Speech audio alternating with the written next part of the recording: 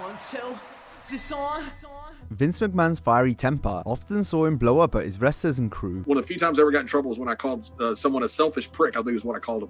And I just said it in promo. I was just rambling and said it, and I thought it fit, and came back. Vince goes, I've got sponsors here. I didn't know that one word was the one word that Vince, like you can curse. You can do all kinds of things. Don't say that one word. There's plenty of ways you can be riled up by talent, and for this video, we're looking at a variety of examples. I was throwing to a package, blah, blah, blah, something, something. The Gypsy King, Tyson Fury, throw to package. And the Gypsy King, Tyson Fury. And he's in my ear and goes, you fucking ruined it. Screaming at me, telling me that I've ruined this segment because I did not refer to Tyson Fury as the lineal champion. Oh, God. From botches and bad matches. I did exactly what Jamie told me to do with the two kind of wild card type spots or ideas put in there. Yeah. Vince hated it.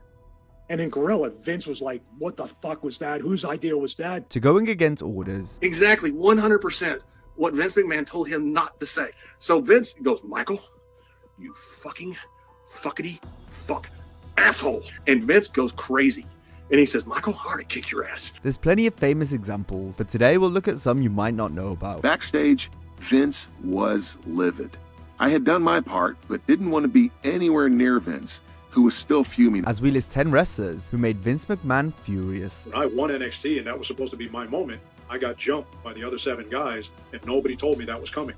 Wow. So Vince called a hit on me on national television. On the Raw after WrestleMania 35, the new double women's champion Becky Lynch was read the riot act from Vincent Kennedy McMahon when she failed to go down after receiving a punch from Lacey Evans. The chairman had previously instructed the champ to do so, but in the midst of it all, Lynch forgot. Vince wanted Lacey to look strong in her return, so was beside himself when Becky stayed on her feet after taking Evans' finisher. No,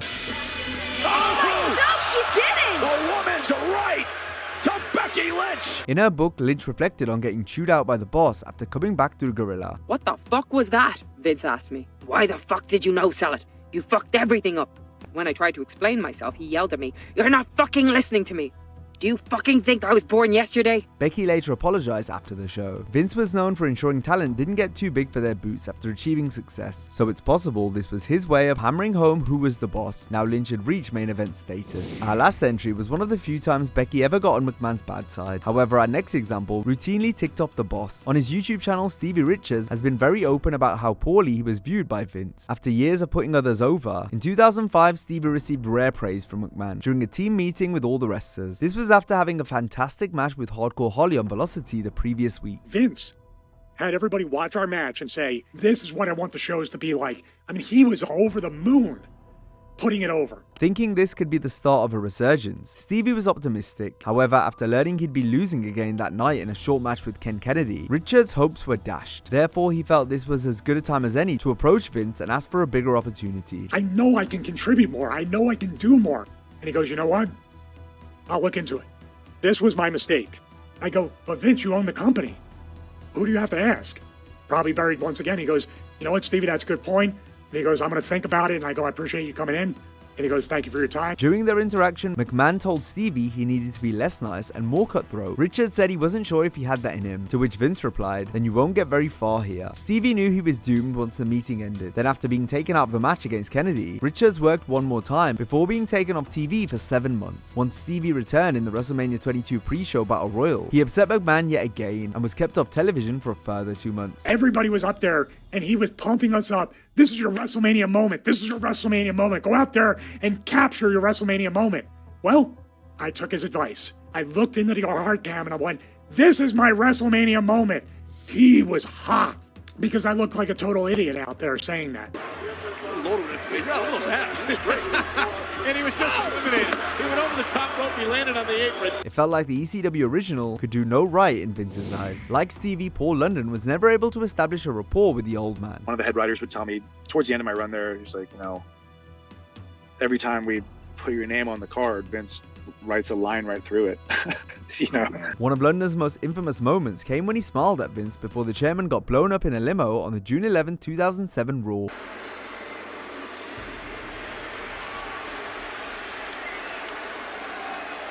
Before the explosion, Vince was supposed to be acting strange, while all the wrestlers stared at him with a blank look on their faces. After the segment was done, writer Dave Kapoor told McMahon about Paul's grin, which led to Vince confronting London. The former Cruiserweight champion revealed all during an interview with Wrestling Then and Now. I'm just going to play the village idiot role, put a big smile on my face, and be like, well, whatever is happening here, it's not this dummy. We did it 9 or 10 times. He looked in my face each time. Each time I had the big old grin on my face. He said, why were you smiling? I don't know, because I don't know what's going on. Like, whatever is going on, like, you don't kill the dummy, like the village idiot. Like, I don't know. He's like, I don't get that.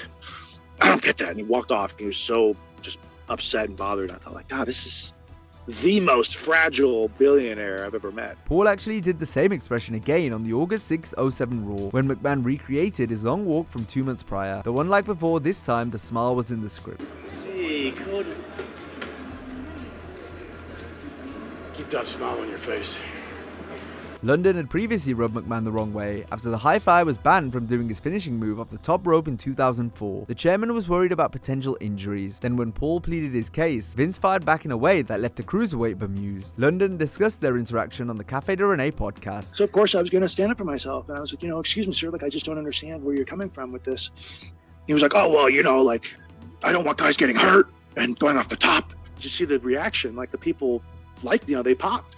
He goes, it's not about what the people want, it's about guys getting hurt. I said, well, nobody's gonna get hurt because I do it better than anybody, and nobody's gonna do this move because it's my finisher. And then he looked me dead in the eyes and he goes, oh, so you want us to make an exception for you? And I was like, that's kind of what finishers are, you dumb fuck. Let's now highlight a few select botches that enraged the chairman. On the July 21st, 2003 Raw, Kane was set to continue his monstrous rampage after unmasking by tombstoning Linda McMahon on the stage. The production crew were told to cut to a side angle upon impact. That's because the Big Red Machine was going to make sure Linda's head came nowhere near the floor to protect her as much as possible. During rehearsal, I told everyone around me, especially the camera crew, not to shoot the pile driver directly, but to shoot it from a different angle. I told them that I was going to make sure that Linda's head missed the floor by a good 2 feet or more. I would never take any real chances with her safety. The live shot clearly shows there was no contact because the television truck didn't cut away quick enough. Vince was absolutely fuming at the production botch, which Kane revealed in his book. Backstage, Vince was livid. You could see in his face that he was mad. Not at me, but at the production crew. I sat by Vince, but quickly moved away. I had done my part, but didn't want to be anywhere near Vince, who was still fuming at the botched camera work. Another camera cut that had McMahon's blood boiling occurred on the April 23rd, 2012 Raw. However, this time it was the performers that faced the heat, since Dolph Ziggler's kick came nowhere near Hornswoggle. Dolph said he had socks taller than Hornswoggle. That may be true. In his book, Hornswoggle discussed the botch. Early in the match, I ran at him, he went to kick me, and I bumped early. When we got to the back, the headset came off, and Vince chewed us out.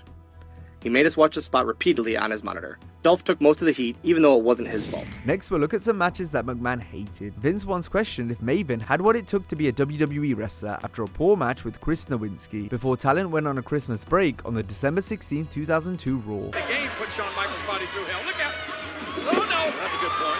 Nice roll up. And a great counter. And Nowinski, he got it! On his Maven Huffman YouTube channel, the former Tough Enough winner described the boss's unhappy reaction to the sloppy showing against Nowinski. He told me during my break I needed to decide if this was the career that I wanted to be in, because after putting a match like that out there for the public to see, it wasn't something that he was going to stand for. Earlier we spoke about how Stevie Richards could never catch a break from McMahon, and unfortunately we have another example where Vince tore Stevie's match with Shelton Benjamin on the October 17, 2004 Heat to shreds. Jamie Noble agented the bout and suggested a few eccentric spots, which Vince ended up hating. Shelton Benjamin now fighting back to Stevie Richards, who's taking shot after shot after shot after shot after shot. Stevie told the story on Cafe de Rene. I did exactly what Jamie told me to do with the 2 kind of wild card type spots or ideas put in there. Yeah. Vince hated it. And in Gorilla, Vince was like, what the fuck was that? Whose idea was that? And Jamie did the old Johnny Ace, I don't know what the hell, I don't know what they were doing. John, Stevie, what the fuck?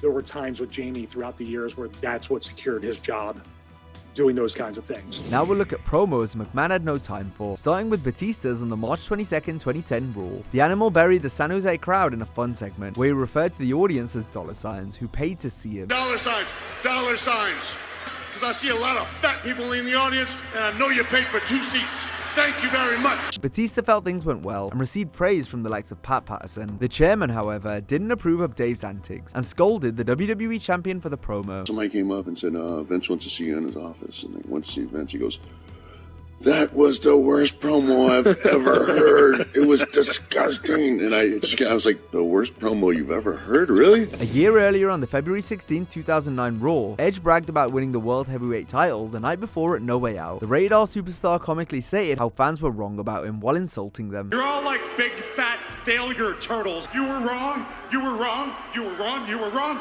You were definitely wrong. Edge got a dressing down from Vince after getting back through the curtain. The boss wasn't happy with the comedy and wanted a more serious tone from the new champ. I had a really good time out there. He hated it. But I still have people quote me big fat failure turtles, which is what I called the audience. I still have people say that to me. He despised it. So who knows? Low-Ki, who was known as Kaval in WWE, has been quite outspoken about his feelings on McMahon. Low-Ki was a big name on the independents, but his run with the Federation was absolutely woeful. On screen, he was set up to fail, being ridiculed by the announcers and other talent while losing almost every match. That's despite him being the only contestant on NXT Season 2 the fans were interested in. Low-Ki infuriated Vince after name-dropping TNA in an unscripted promo on the August 17, 2010 NXT, something Low-Ki talked about on Cafe de Rene. Because I'm the only reason for some total non-stop action. Well, after by the way, That was me speaking my mind. The best part about that was I found out from one of the cameramen who had a headset. After I did that, they were trying to fire me during the commercial break. Wow. Vince was on the headsets calling around asking to see what they could do. So he was intent on trying to make me look bad. He was intent on trying to get rid of me.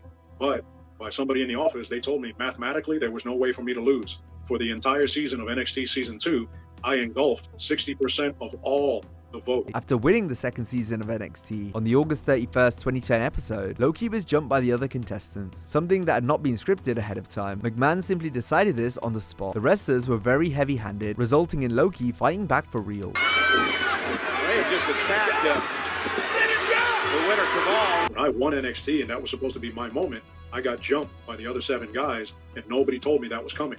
Wow. So Vince called a hit on me on national television. And I had a handful of people come up to me to calm me down because I was telling them I'm going to go back there and start killing everyone because of what they did. Okay, asshole, you want to call out a hit? You sure that's what you want? Few, if any, have felt the wrath of Vince McMahon more than Michael Cole. For almost 25 years, Cole had the boss giving him directions over the headset, where oftentimes the chairman would be screaming and swearing. Hey, Vince, do you want me to say that every time? Because I said it a shitload of times tonight. Yes, sir. Yep. Okay, you got it. Thank you. We never actually got to hear these tirades, but there's been numerous stories over the years about them. Hey, Kev, Vince said I didn't mention Cena. Thought I did, but... Okay, no problem. Usually Michael would simply take his tongue lashing, but on one occasion, the voice of WWE bit back and then stormed off before Vinnie Mac could respond. Cole's former broadcast partner, JBL, explained what happened on the Something to Wrestle podcast. One time he really chewed him out. Michael walks into Gorilla and he has his finger out of his holster and he's pointing at Vince and he's telling him he is a professional. Don't you ever say that shit to me again. I will walk out of here. And he reads Vince McMahon the freaking riot act in front of everybody, which is something you don't do. If you get Vince alone in his room and you read the riot act to him, he has no issue with that. If you do it in front of people, that man bows up. That's something you don't do. And Vince looks up at me and goes, what's he hot about? I go, I don't know. I guess he had a bad night. And Vince goes, God damn, fuck. Bradshaw also tells a story where Vince wanted to fight Cole after Michael accidentally went against the directive from the boss. Cole was told not to mention that Sim Snuka, aka Deuce, was the son of Hall of Famer Jimmy Snuka. After Michael mistakenly said this, McMahon went ballistic, to the point where JBL thought Vince was going to come out to get at Cole while the match was still in progress. The kid tags in and Michael Cole says, in comes Jimmy Snuka's son.